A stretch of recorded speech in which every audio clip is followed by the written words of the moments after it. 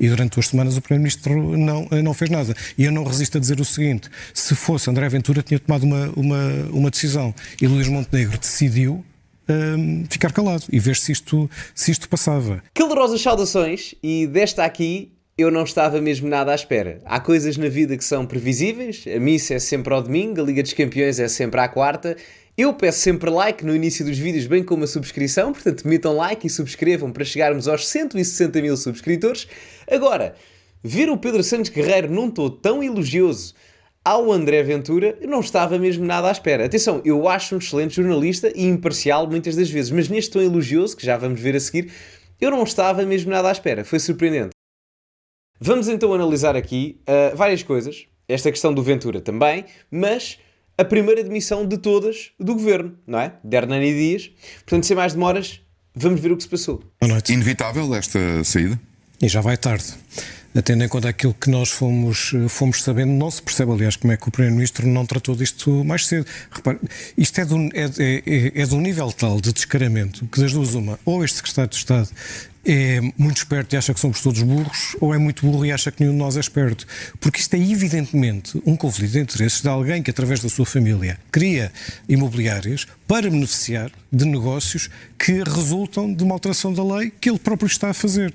Portanto, isto é um conflito de interesses tão óbvio que nem percebo como é que se... Mas ele ainda há 3 dias dizia que estava de consciência tranquila, e nós confirmámos agora no registro de interesses que ele, na declaração inicial que faz quando assume funções em abril, diz que está em exclusividade, e agora a 17 de janeiro, quando a RTP lança a primeira investigação, vai à pressa dizer que sim, tem a primeira empresa, a única onde aparece o seu nome, sim, mas não diz que tem a subsidiária, a segunda imobiliária que não tem o seu nome e curiosamente tem uma menor como sócio. Sim. Aqui, só antes de continuar, portanto, resumidamente estamos a falar do Secretário de Estado da Administração Local, que neste momento já devem ter reparado que há um grande debate a nível parlamentar até sobre a nova lei dos solos, e o mesmo, neste caso o Secretário de Estado da Administração Local, o Hernani Dias, tem 2 empresas que iriam fornecer, ou neste caso, que se iriam fornecer de benefícios que essa mesma lei dos solos que está a ser negociada e provavelmente aprovada pelo próprio Secretário de Estado em questão e pelo próprio PSD e PS, etc. Portanto, trata-se de conflito de interesses e, segundo o que a Sandra Felgueiras aqui menciona sobre a questão da exclusividade dos deputados, podemos colocar aqui até outra problemática, que é um excesso de recebimento de salário dos deputados, ou neste caso dos secretários de Estado, porque, no caso, o salário será sempre inferior, no caso dos deputados isso acontece, presumivelmente, não é? Em que, se estiver em exclusividade, o salário é superior comparativamente ao caso de não estar em exclusividade, que aí no caso reduz. Foi um pouco a mesma circunstância, embora diferente, que aconteceu com a Mariana Mortágua, porque ela estava a ser paga na altura para receber artigos, ou para escrever artigos já não sei onde, num órgão de comunicação social qualquer, e no final do dia ela recebia salários enquanto não era exclusiva, mas a quantia que recebia era sendo exclusiva. Portanto, até pode ser um acréscimo que talvez até tenha levado à aceleração da demissão do próprio Secretário de Estado em questão, do Hernani Dias. Vamos continuar. Está em nome de uma menor e, portanto, o que é sugerido é que se trata de uma testa de ferro, porque esta segunda empresa é criada pela primeira, que é da sua família.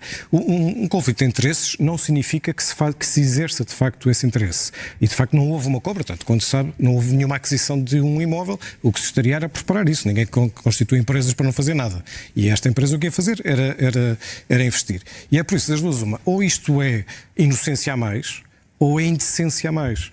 Porque das duas uma, ou o Secretário de Estado não sabe o que é que há a fazer e acha normal criar uma sociedade imobiliária numa atividade ou numa área em que ele está a legislar, ou então, e só isto é tudo domínio da loucura, ou então lá está, ou então é indecência, não é inocência. Claro que tem direito à presunção de inocência, com certeza. Mas, do ponto de vista político, para dizer o mínimo, isto é gravíssimo. O Secretário de Estado teve muita sorte esta semana. E eu vou-vos explicar porque é que isto só agora é que rebenta. Por uma razão muito simples. Esta polémica do Secretário de Estado e até da lei dos solos já não é nova. Isto está a rolar para aí quase... Eu não quero exagerar, mas se forem verificar, é praticamente 2 semanas. E aqui a questão é, 1 semana e tal, mais ou menos.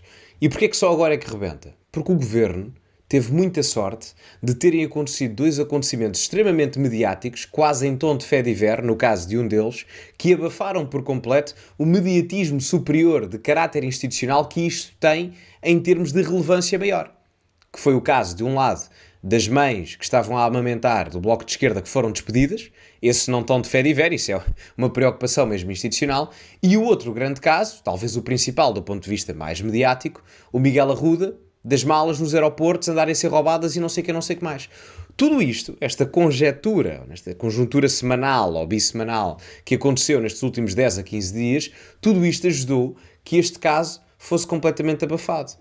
Porque, obviamente, são dois casos de grande hipocrisia política, no caso do Bloco e no caso do Chega, que criam um grande asfalto mediático. Não é? E, portanto, o Luís Montenegro, o que estava à espera, tal como o próprio Secretário de Estado, era que mediaticamente o burburinho da questão do Chega e do Bloco de Esquerda fosse de tal forma hegemónica a nível de comunicação social que isto passasse entre os pingos da chuva. Curiosamente, se analisarmos os comportamentos políticos, os primeiros líderes políticos a pedirem a demissão do Secretário de Estado, sabem quem foram? Mariana Mortágua e André Ventura. Curiosamente, porque eram os visados desta jogada mediática, não era jogada mediática, mas eram os mais afetados dos casos mediáticos que estavam a impedir que este caso mediático viesse à tona em primeiro lugar. Só que o Montenegro agora, enfim, peço desculpa à expressão, mas lixou-se, não é? Está numa situação complicada porque o caso do Miguel Arruda já foi há uma semana, o caso das mães do Bloco também já foi há praticamente uma semana, e portanto já está a desvanecer no tempo da importância mediática, e agora o próximo grande caso mediático é este. E o Luís Montenegro tem que ter atenção a isto, porque já não é a primeira vez que temos um membro do governo em risco de expulsão. Este aqui auto-excluiu-se, certo? Mas já não é a primeira vez que um membro do governo está em risco. Já lá vamos. Vamos continuar. Isso significa também, Pedro, que os políticos aprendem pouco com os erros dos seus antecessores. Tivemos inúmeras discussões no governo anterior a propósito do Código de Conduta e das declarações de interesse e do escrutínio prévio sobre os problemas legais que pudessem ter alguns governantes. Neste caso, aparentemente, ele criou os seus próprios problemas já durante o governo. Portanto, é um passo à frente. Durante o governo, sim. Portanto, ele já era secretário de Estado quando cria estas empresas. É de lei o preenchimento daquele questionário que foi criado no governo de António Costa. Portanto, não é uma opção não o preencher. Ele terá sido preenchido porque é isso que a lei obriga, e das duas uma, ou não foi atualizado, ou não foi preenchido, ou não foi corretamente preenchido, não sabemos tudo. Mas sabemos que há 2 semanas que o Primeiro-Ministro sabe disto. E durante 2 semanas o Primeiro-Ministro não fez nada. E eu não resisto a dizer o seguinte: se fosse André Ventura, tinha tomado uma decisão. E Luís Montenegro decidiu ficar calado e ver se isto passava. E isto, o que nós estamos a falar, é de negócios. Um governante não pode fazer negócios com as áreas em que tutela. Eu não estava à espera disto. Não estava à espera disto. Atenção que, e vocês não me deixam mentir, porque eu já tinha dito, embora a malta do Chega não gosta que eu diga isto, mas é igual ao litro, o Pedro Santos Carreiro, para mim, é um bom jornalista. Aliás, estão aqui sentados 3 bons jornalistas, a meu ver. Eu gosto mais da Sandra Felgueiras e do Pedro Santos Carreiro do que propriamente do José Alberto Carvalho, mas são os 3 bons.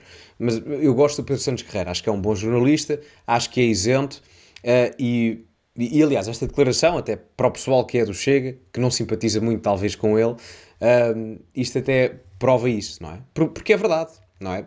Isto acaba por ser factual, porque num caso não foi no caso do Chega, creio que no caso será mais indicativo, não é? Portanto, é mais direta à questão, não é? Portanto, há mais evidência de prova, porque aquilo era claramente direto, este aqui ainda vai para a investigação e etc, e há suspeita e não sei o que também, é grave na mesma, mas o indício não é tão grave quanto isso, ou melhor, não é tão direto quanto isso, grave é igual ao pior, seja o que for, não é? Favorecimento político, mas o que é dito aqui é verdade. No caso do Ventura, ele não teve problema na primeira hora de dizer Miguel Arruda vai-te embora, não é?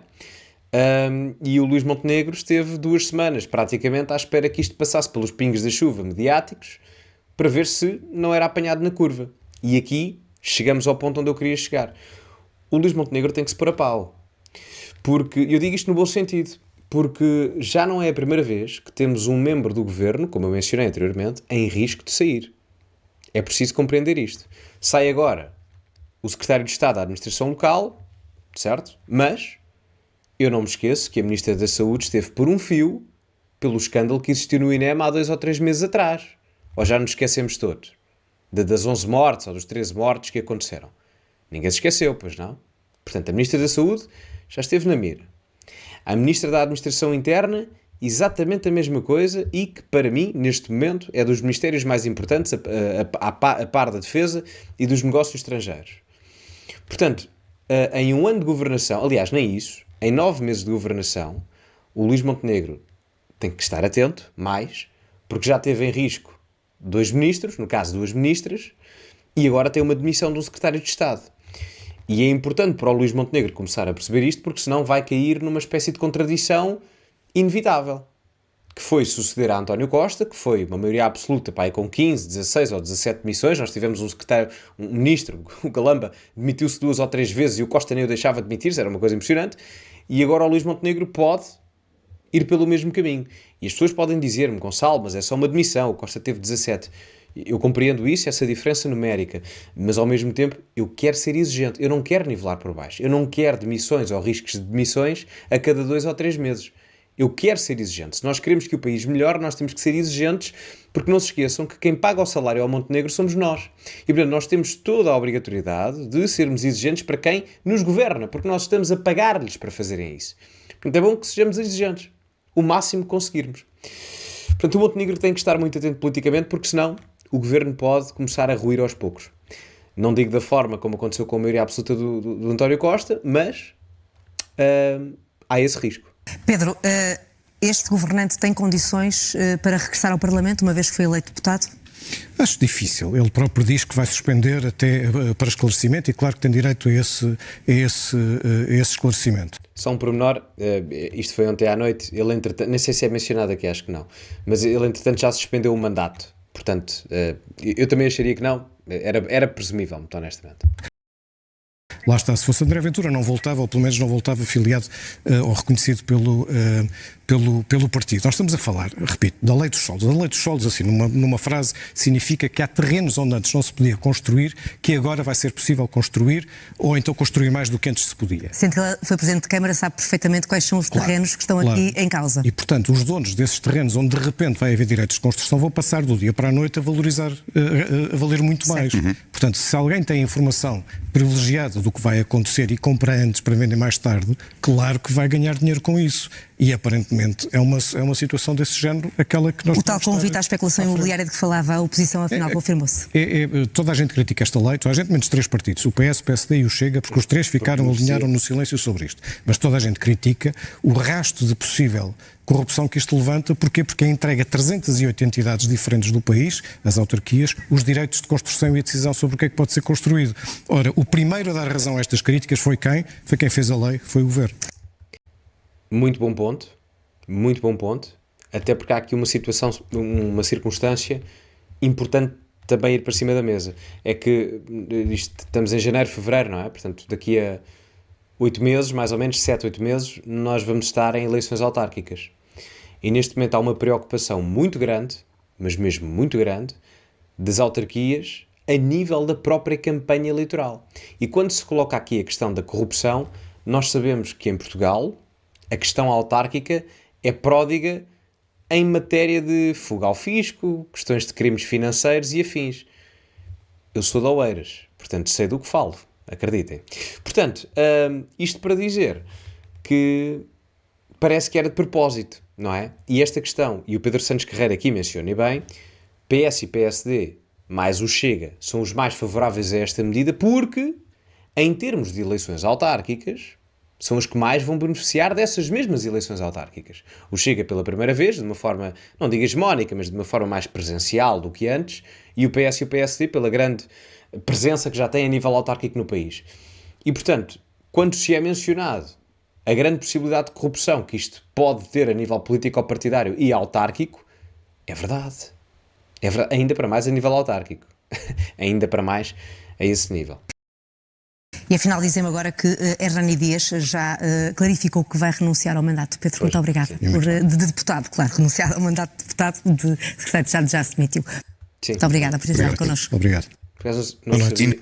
Não sabia se isto estava aqui ou não, esta parte, mas sim, ele entretanto, nem sabia que tinha sido durante isto, mas pronto, tinha sido mais ou menos, foi muito em cima do acontecimento, mas não me surpreende.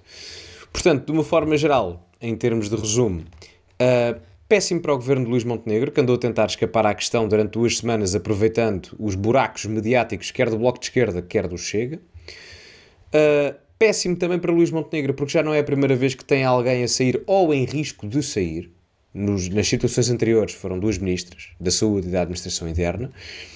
E em terceiro lugar, vamos ver o que é que dá a questão da lei dos solos. Já para não falar outra coisa, que é, foi aprovada também o aumento do número de freguesias, o que significa que há mais cargos políticos a serem atribuídos. Ou seja, a lei dos solos, o número de aumento de cargos políticos, ou seja, o número de aumento de juntas de freguesias, esta circunstância do Secretário de Estado da Administração Local, tudo isto, normalmente, quando juntamos os ingredientes, normalmente dá um bolo, não é? E, portanto, eu só espero que não seja um bolo de crimes financeiros, ou enfim, não estou a insinuar nada, nem, ou alegadamente, mas, enfim, que pelo menos levanta a suspeita, levanta. E não é só no governo, é no sistema político-partidário em geral, não é? Porque há vários envolvidos aqui. Mas, enfim, digam-me, envolvidos não na questão do Secretário de Estado, estou-me a referir depois às outras questões todas da votação da lei dos solos, do aumento do número de freguesias, enfim, o que quiserem, vocês perceberam.